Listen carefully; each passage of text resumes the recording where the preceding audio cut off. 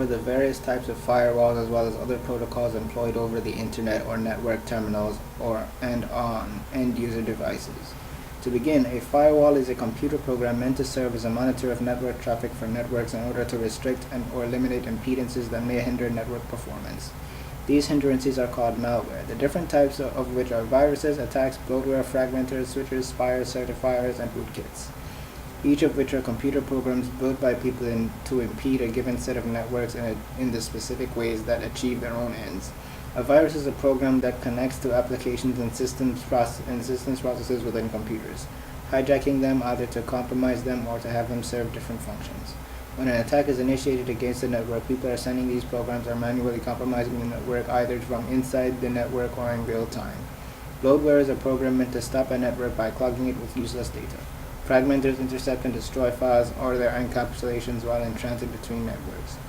Switchers either replace or impersonate a file, whether it is an information file or a certification or another file. Spyware do not themselves commonly attack networks. They hide inside networks to monitor network traffic and activity, or to initiate other programs.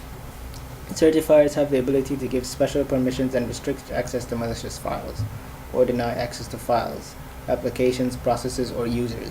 Finally, rootkits impersonate supervisor operations or certificates and initiate the processes in the wrong order, or cause the system to self-terminate. It is the job of the firewall to identify and screen out these different malfunctions in data before they can cause damage or close down ports that are causing network problems. As the different malwares become more sophisticated and complex, firewalls have come to acquire greater and greater arsenals of antidotes that can be applied not only at ports but throughout and in between different networks as well. In order to better explain this paper will employ observations of the animal circulatory system as an analogy of how firewalls have evolved and to act in ways similar to the immune system processes in filtering out malicious and unstructured data.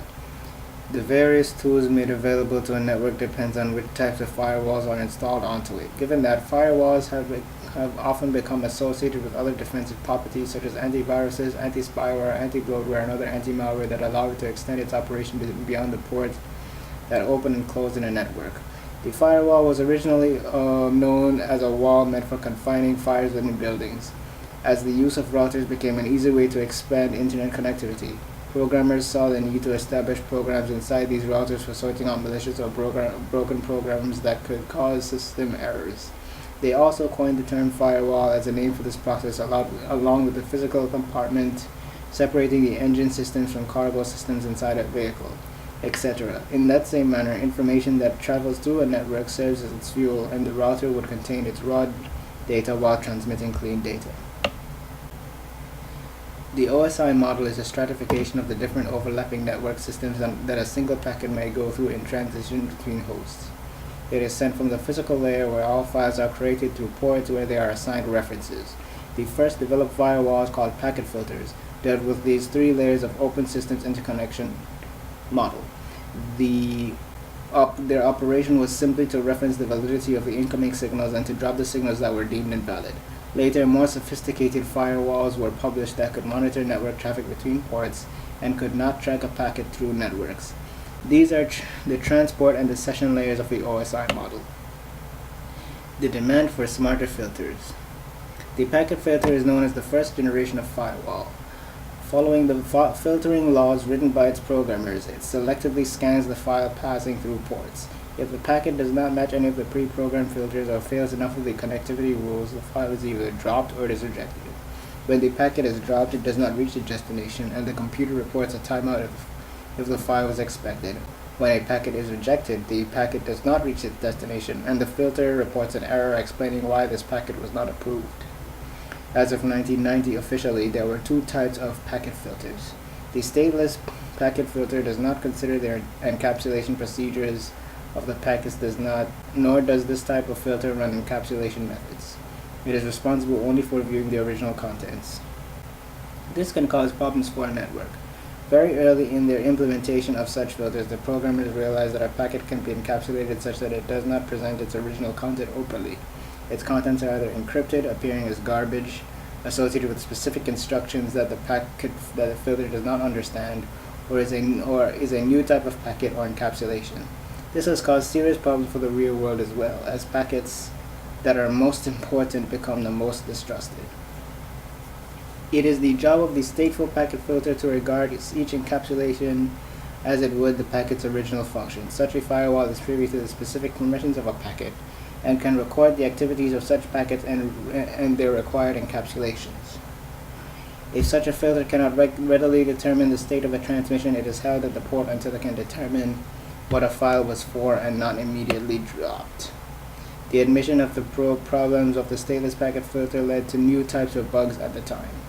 They were the fragmenters and bloatware. Researchers realized that a stateless packet filter could not recognize the packet before it reached its host, would frag this program so that it would no longer work correctly. They also realized that if a stateless port was to receive enough unrecognizable traffic, its throughput would be overwhelmed, that that port would be rendered closed. Before the invention of bloatware, malicious computers would repeatedly send such files to certain ports until it could no longer work.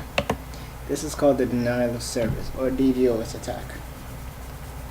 So a stateful packet filter does not try to destroy a packet if it doesn't understand what it's supposed to do.